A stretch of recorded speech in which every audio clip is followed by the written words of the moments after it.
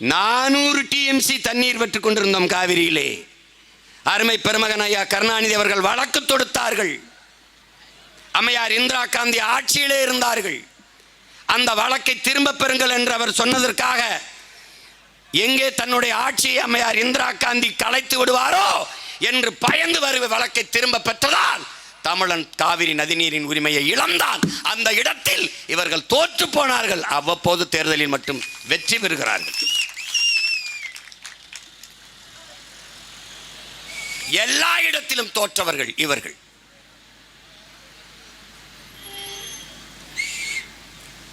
அணு உலையை நிறுவ அனுமதித்தது யார்? இவர்கள்தான். அன்பு தம்பி தங்கைகளே, என்னரும் பெற்றோர்களை இதை நீங்கள் உணர்ந்து கொள்ள வேண்டும். முதலாக அணு உலை ரஷ்யாவிலே 1986 வெடிக்கிறது. செர்னோபிலில் ரஷ்யாவிலே அணு உலை ஒரு பேரழிவை ஏற்படுத்துகிறது. கோப்பர்ச்சேவ் என்ற ரஷ்ய அதிபர் பேசுகிறார். என் அன்பு தம்பி தங்கைகளே, இந்த இழப்பை, இந்த அழிவை ரஷ்ய தேசத்திற்கு மட்டுமானதாக நான் கருதவில்லை, ஒட்டுமொத்த உலகத்திற்குமான பேரழிவாக பார்க்கிறேன், பெரும் எச்சரிக்கையாக பார்க்கிறேன். நாம் நம்பினோம் இந்த விஞ்ஞானிகளை, இந்த அறிவியல் அறிஞர்களை, ஆபத்து பார்ந்தவர்கள், இவர்கள் காப்பார்கள் என்று ஏமாற்றப்பட்டோம்.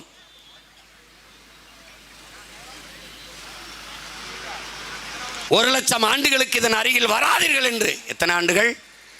1,00,000 ஆண்டுகளுக்கு இதன் அருகில் வராதீர்கள் என்று பெரிய இரும்பு கேட்டை கதவை போட்டு கம்பியை போட்டு மூடிவிட்டு பூட்டை போட்டுவிட்டு போய்விட்டார். போரின் பேரழிவிற்கு பிறகு கூட மக்கள் மீள்குடியேற்றம் செய்துவிட முடியும் அந்த இடத்திலே. ஆனால் ஒரு அணு உலை வெடித்த இடத்தில் என் அன்பு சொந்தங்களே, மறுபடி மனிதன் அங்கே மீள்குடியேற்றம் செய்ய முடியாது. நீங்கள் அணுவினுடைய அந்த வீச்சை நீங்கள் புரிந்து கொள்ளணும். உலகில் பாதுகாப்பான அணு என்று ஒன்றே கிடையாது. அணுகுண்டு மேலே அமர்ந்திருப்பதும் அணு உலைக்கு அருகிலே குடியிருப்பதும் இரண்டும் ஒன்றுதான். நான் சொல்லல, அணு விஞ்ஞானிகளே. நன்கு கட்டமைக்கப்பட்ட காங்கிரீட் மதில் சுவரை 1,00,000 கிலோமீட்டர் வேகத்திலே ஊடுருவிப்பாயுங்கிறான் அணு. நன்கு கட்டமைக்கப்பட்ட காங்கிரீட் சுவரையே அப்படி ஊடுருவிப்போம்னா மனித தோல் எம்மாத்திரம்னு பார்த்துக்க. நீ அணு உலை வெடிக்க வேண்டியதில்லை என் அன்பு தம்பி தங்கைகளே. அணு உலையை குளிர்வித்து விட்டுக்கிட்டு குளிர வச்சுக்கிட்டே இருக்கணும். அதுக்கு தான் கடற்கரை ஓரத்திலே கட்டுவான். அப்போ அது மேலே, அந்த அணு உலை மேலே தண்ணீரை பீச்சு அடிச்சுக்கிட்டே இருப்பான். அந்த தண்ணீர் அப்படியே கடலுக்குள்ளே போகும். அந்த அணு உலையிலிருந்து பட்டு போகிறதுலே கதிர்வீச்சு போய்கிட்டே இருக்கும். இந்த தண்ணீர் தரையில் பட்டு புல் முளைச்சி அந்த புல்லை மாடு திண்டு அந்த மாட்டில் பாலை கறந்து, நல்லா கொஞ்சிக்கணும், பாலை கறந்து பாலை தயிராக்கி நெய்யாக்கி அந்த நெய்யை எடுத்து ஒரு கண்ணாடி போத்தலில் அடைச்சி மூடிட்டு இருட்டு அறைக்குள் நடு அறையில் வைத்து மின் விளக்கை அணைச்சிட்டா பகல் போல பளிச்சென்று எரியுங்கிறான். இவ்வளவு கடந்து போயும் அந்த அணுவீச்சு குறையில்லை. பல லட்சக்கணக்கான மீன்கள் செத்து கரை ஒதுங்குச்சு. ஏன்னு கேட்டதுக்கு வேணா பதில் சொன்னானா, இந்த அணு உலையை குளிர் வச்சு உள்ள தள்ளுற தண்ணி தான். எதை பற்றியும் கவலைப்பட மாட்டார்கள். முதலில் இந்த அணு உலை 1986 ரஷ்யாவில் வெடிக்கிறது. 88 ஐயா ராஜீவ் காந்தி ஒப்பந்தம் போடுறது. இவ்வளவு பேராபத்திற்கு பிறகு ஒரு நாட்டின் தலைவன் எதை பற்றியுமே கவலைப்படாம என் நாட்டுக்கு கொடுங்கன்னு அணு உலையை கையெழுத்து போட்டு வர்றது. அந்த அணு உலையை முதலாக கேரளாவுக்கு தான் வைக்க போனாங்க. கேரளாவை ஆண்டது யார்? கம்யூனிஸ்ட். ஆள்றது யார்? காங்கிரஸ். இந்த 2 கட்சியும் அணு உலை வேண்டாம், நான் வெளிச்சத்தில் வாழ்வதை விடவும் உயிரோட வாழ்வது முதன்மையானதுன்னு தூக்கிட்டு போட்டான். அங்கே நிராகரிக்கப்பட்ட அணு உலை தமிழர் தாய் நிலத்தில் தூத்துக்குடியில் இடிந்தகரையில் நடப்படுகிறது. நட்டபோது இருந்தவர்கள் யார்? இவர்கள் தான் திராவிட திருவாளர்கள். ஒன்று திமுக, ஒன்று அதிமுக. கொண்டு வந்தது யார்? காங்கிரஸ். ஏற்றுக்கொண்டது யார்? இவர்கள் தான். அவ்வளவு பேராபத்து கொண்ட அணு உலையை அன்னை தமிழ்நிலத்தில் நட வைத்து தோற்று போனார்கள். இவர்கள் தோற்று போனார்கள். 2 ஆண்டு கால எதிர்ப்பு போராட்டம் ஏறிட்டு பார்க்காது தோற்று போனார்கள். ஒவ்வொரு போராட்டக்காரன் மீதும் 600 200 300 வழக்குகளை போட்டு தோற்று போனார்கள். ஆனாலும் அவ்வப்போது தேர்தலில் வெற்றி பெறுகிறார்கள். தூத்துக்குடியில் கூட வெற்றி பெறுகிறார்கள். ஸ்டெர்லைட் தாமிரம் இல்லாது எப்படி? தாமிர ஆலையை பற்றி கவலைப்பட்ட இவர்கள் தண்ணீரின் தேவையை பற்றி கவலைப்படவில்லை, தோற்று போனார்கள்.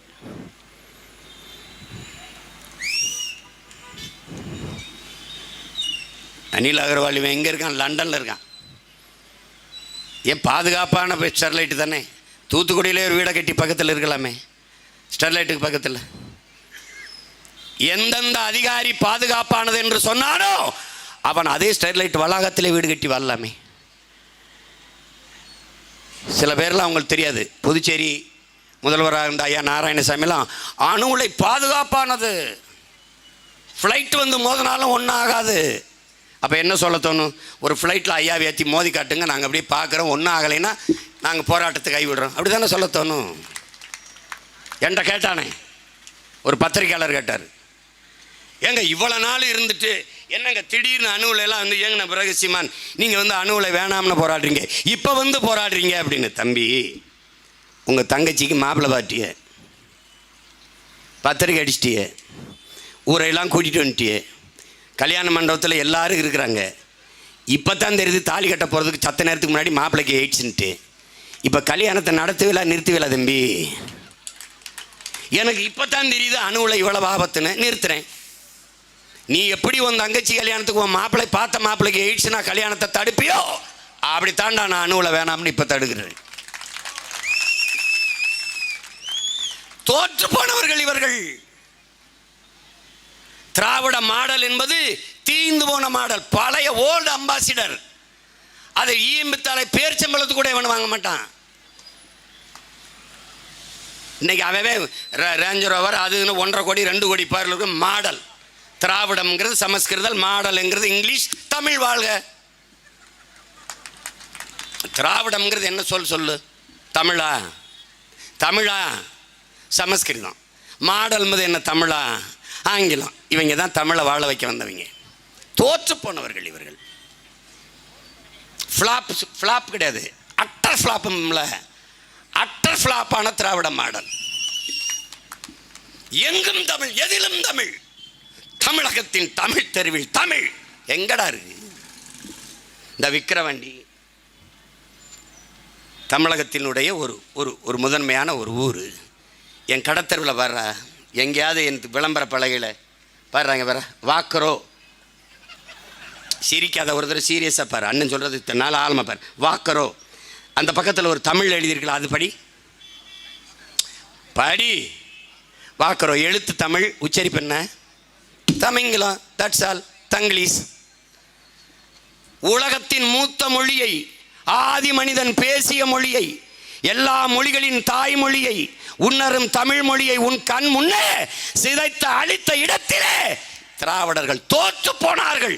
அவ்வப்போது தேர்தலில் மட்டும் வெல்வார்கள்.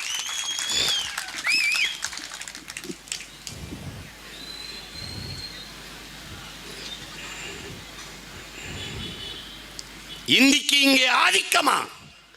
எல்லோரும் வாருங்கள் நாட்டினரே, செந்தமிழுக்கு ஒரு தீங்கு வந்த பின்னும் இந்த தேகம் இருந்தொரு லாபம் உண்டோ? புரட்சி பாவலன் விடுத்த அறைகூவலுக்கேற்ப ஓடி வந்த எண்ணரும் எண்ணின முன்னோர்கள் தீந்தேகத்தை தீக்கு தின்ன கொடுத்தார்கள், நஞ்சுண்டு மாண்டார்கள், சிறைக்குள்ளே வதைப்பட்டு மிதிப்பட்டு செத்தார்கள். ஏன்? எண்ணரும் தாய்மொழி செத்து விடக்கூடாது என்பதற்காக. இந்தி திணிப்பால் என் அருமை தாய்மொழி இறந்து விடுமோ என்பதற்காக. அது எப்படிங்க இந்தியை திணிச்சா மொழி இறந்துருமாங்க அப்படின்னு? இறந்துருச்சுல. மத்திய அரசு கொண்டு வருகிற எல்லா திட்டத்திற்கும் பெயர் இந்தியில் தான் இருக்குது. அதை மாற்ற முடியுதா அவர்களால்? இல்லை இல்லை. மகளிர் காங்கிரஸ் இல்லை, காங்கிரஸ் இல்லை. எவனாவது கட்டியாடா மான தமிழ ஒரு தமிழச்சி? மகளிர் காங்கிரஸ் இல்லை. காங்கிரஸ் என்ன தமிழ் சொல்ல? காங்கிரஸ் என்னது இங்கிலீஷு. காங்கிரஸ் கட்சியை தொடங்க ஆளன் ஆக்டிவ்னு ஒரு வெள்ளக்கார பொம்பளை தொடங்கினான்.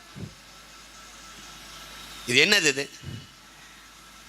தமிழ்நாட்டில் மகளிர் காங்கிரஸ்னு சொன்னால் கூட மன்னிக்கலாம், மகிழா காங்கிரஸ் அப்படி தானே இருக்குது, அப்படி தானே இருக்குது. ஏன் நீங்கள் கேட்கல? தமிழ் வளர்க்கிறது. தலைநகருக்கு வா, நம்ம தமிழில் இருக்கும். சென்னை இங்கிலீஷில் இருக்கும். கன்னியாகுமரிக்கு போ, நம்ம தமிழில் இருக்கும். கன்னியாகுமரி இங்கிலீஷ் எழுதி வச்சுருப்பான். இதெல்லாம் என்ன சேட்டை, என்ன சேட்டை? எங்கே இருக்கு தமிழ்? இந்தியை எங்கே எதிர்த்தார்கள் இவர்கள்? இந்தியை திணித்தேன் எதிர்த்தாய், இந்திக்காரனை திணிக்கிறாய், என்ன செய்வாய்? பதில் இல்லை. தோற்று போனார்கள் இவர்கள், தோற்று போனார்கள். எந்த ஒன்றை இவர்கள் சரியாக செய்திருக்கிறார்கள் என் உடன் பிறந்தவர்களே? எந்த ஒன்றை? 60 ஆண்டுகளுக்கு மேலாக ஆட்சி செய்த இவர்கள் இலவச அரிசி கொடுத்தால்தான் அதை வாங்கி சாப்பிட்டு வயிறு வளர்த்து உயிர் விளக்க முடியும் என்கிற ஏழ்மை வறுமை நிலையில் என் இன மக்களை நிறுத்திய இடத்திலே இவர்கள் தோற்று போனார்கள். அவ்வப்போது தேர்தலில் மட்டும் வெற்றி பெறுவார்கள். இலவசம் இலவசம் இலவசம், எல்லாவற்றையும் இலவசம் என்று வெற்று பசப்பு இனிப்பு வார்த்தைகளால் என் மக்களை வீழ்த்தி விட்டார்கள். ஆறுதலால் காயங்கள் ஆறுவதில்லை, அடைவதனால் எதையும் அடைந்து விட முடியாது, தூறல்களால் பயிர்கள் விளையாது. என் தேசத்தை நாசமாக்கிய ஒரே சொல் இலவசம். தவத்திரு குன்றக்குடி அடிகளார் என்கிற பெருந்தகை முன்வைத்த தத்துவம். போன ஆண்டு மிக்சி வாங்கினவன், போன ஆண்டு இலவசம் பெற்றவன், இந்த ஆண்டு நான் வளர்ந்து விட்டேன், இந்த ஆண்டு எனக்கு இலவசம் தேவையில்லை, வேற யாருக்காவது ஏழ்மை வறுமையில் இருக்கிறவருக்கு கொடுங்கள் என்று சொல்கிற ஒருத்தனை சொல். போன ஆண்டு இலவசம் பெற்றேன், இப்போ நான் வளர்ந்துட்டேன், எனக்கு வேணாம், வேற யாருக்காவது கொடுங்க என்று சொல்கிறவனை பார். சரி, நீ மிக்சி கொடுத்த, மிக்சி எத்தனை நாள் இயங்கும்? ஆழ்ந்து யோசிச்சு பார்க்கணும். மிக்சி எத்தனை நாள் இயங்கும்? ஒரு 6 மாதம் பழுதாயிரும். அதுக்கப்புறம் மாவு அரைக்க, மசாலா அரைக்க என்ன பண்ணுவ? அடுத்த தேர்தல் வரைக்கும் நீ மசாலா அரைக்காம இருப்பியா? சொல்லு. மிக்சி கொடுத்த, அதை அரைக்கிறது கரண்ட் கொடுத்தியா? மிக்சியை கொடுத்த, அதில் எதை போட்டு அரைப்ப? மல்லி, மஞ்சள், மிளகா, அதில் எந்த கொப்பை விளைய வச்சு கொடுப்பேன்? அது ஒரு விவசாயி தானே விளைய வச்சு கொடுக்கணும். மிக்சி கிரைண்டர் எதை போட்டு ஆட்டுவாய்? அரிசி பருப்பு உளுந்து எங்கிருந்து வரும்? எங்கிருந்து வரும்? என் ஆத்தால் அப்ப வெம்பாடு விட்டு விளைய வச்சு தரணும். அந்த விவசாயியின் வாழ்க்கை பற்றி நீ என்னைக்காவது சிந்திச்சிருக்கியா? தோற்று போனீர்கள் நீங்கள். 5000 ஏக்கரில் ஏர்போர்ட் கட்ட துடிக்கிற பெருமக்களே, விண்ணூர்தியில் நீ பறக்கலாம். விண்ணூர்தியில் இருப்பவனுக்கும் தவிக்கும் பசிக்கும் சோர் நீர் பூமியில் இருந்தான் போகடா முட்டா பயல்களா. விண்ணூர்தியில் பறப்பது வளர்ச்சிதான். அங்கே வானூர்திக்குள் இருப்பவனுக்கும் வயிறு பசிக்கும், அவனுக்கு சோர் நிலத்தில் இருந்தான் போகணும். இது ஏன் உங்களுக்கு தெரியல? தோற்று போனீர்கள், தோற்று போனீர்கள். இத்தனை ஆண்டுகள் ஆட்சியில் மின்சாரம் இல்லாத எந்த இயக்கமும் இல்லை. இது அடிப்படை அறிவு. ஆனால் அந்த மின்சாரத்தை தடையின்றி தன் குடிகளுக்கு தர உங்களுக்கு ஒரு திட்டம் இல்லை. தோற்று போனீர்கள். அவ்வப்போது தேர்தலில் மட்டும் காசு கொடுத்து வாக்கை பெற்று வென்று விடுகிறீர்கள். இது வெற்றியா தோல்வியா என்று அறிவார்ந்த தமிழ் சமூக மக்கள், தலைவர் பெருமக்கள் மல்லாந்து படுத்தி சிந்தித்து பாருங்கள். இப்படி ஒரு வெற்றிக்கு கள்ளச்சாராயம் குடித்து நிம்மதியாக படுத்து தூங்கலாம். நீங்கள் 10 லட்சம் கொடுக்கிறீர்கள், நான் ஒவ்வொரு சாவுக்கும் ஒவ்வொரு கோடி கொடுக்க தயாராக இருக்கிறேன். தயவு செய்து குடியுங்கள்.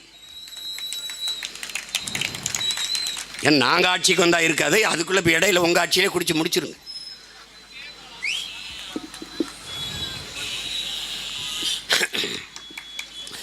ஏன்டா குடிச்சாயின்னு கேட்டால் கள்ளச்சாரத்தை ஒழிக்கணும், நாங்கள் அதான் குடிச்சே ஒழிச்சிடலான்னு முடிவு பண்ணி தானே குடித்தோம்ன்றேன். என்ன பண்ண சொல்கிற? தோற்று போனவர்கள் இவர்கள் எதில் ஒன்றில் வென்றிருக்கிறார்கள்? எதில் ஒன்றில் வென்றிருக்கிறார்கள் சொல். எதில்? இப்ப இருக்கிற பிரச்சனை நீட்டு. நீட்டை கொண்டு வந்தது யார்? நீட்டியது யார்? காங்கிரஸ். அந்த இடத்தில் எதிர்த்து தர்க்கம் செய்து அந்த திட்டத்தை, அந்த நீட்டு தேர்வை அங்கேயே மடக்கி முடக்கி போடாத இடத்தில் தோற்று போனார்கள் இந்த ஆட்சியாளர்கள்.